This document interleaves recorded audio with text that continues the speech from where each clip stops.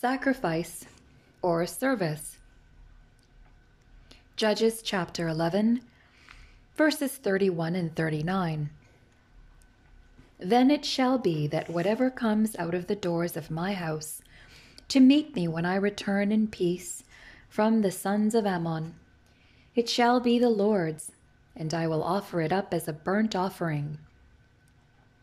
At the end of 2 months, Jephthah's daughter returned to her father, who did to her according to the vow which he had made. Did Jephthah really sacrifice his daughter? The biblical record in Judges 11, verses 31 to 39, seems to indicate that Jephthah, a valiant Israelite warrior, made a vow to God that resulted in the sacrifice of his only child after he was victorious in battle against the Ammonites. Some interpreters understand this passage to mean that Jephthah did not sacrifice his daughter, but dedicated her to perpetual celibate service in the tabernacle. In this view, he offered her as a living sacrifice, in much the same sense that Paul says Christians are to be living sacrifices in Romans 12, verse 1. This fits with the fact that Jephthah gave her 2 months, read Judges 11, verses 37 and 38, to lament not her impending death, but her permanent virginity, which she would keep as a servant in the national sanctuary. Her dedication meant not only that she would never marry and experience motherhood, but also that her family line would become extinct because she was an only child. If she was sacrificed, why didn't God stop it, as in the case of Abraham and Isaac? Also, God would not be likely to honor a vow that included killing a person, and Jephthah would not be likely to express his appreciation to God by committing an act contrary to God's law.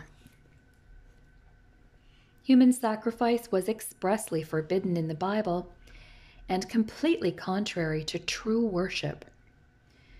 Refer to Leviticus 18:21, Leviticus 20, verses 2 to 5, Deuteronomy 12:31, and Deuteronomy 18:10.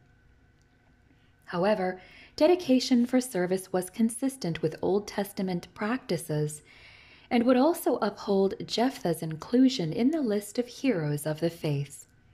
Read Hebrews 11:32. On the other hand, arguments for this being a human sacrifice and not a dedication are strengthened by the fact that the Hebrew word used in chapter 11, verse 31 points to a burnt offering. Although forbidden by God, human sacrifices did occur in Israel's history. Read 2 Chronicles 28:3 and 2 Chronicles 33:6. The period of the Judges was one of the low points in Israel's history. It was a time of moral and religious chaos, Judges 21:25, and Jephthah was the son of a pagan prostitute. Chapter 11, verses 1 and 2.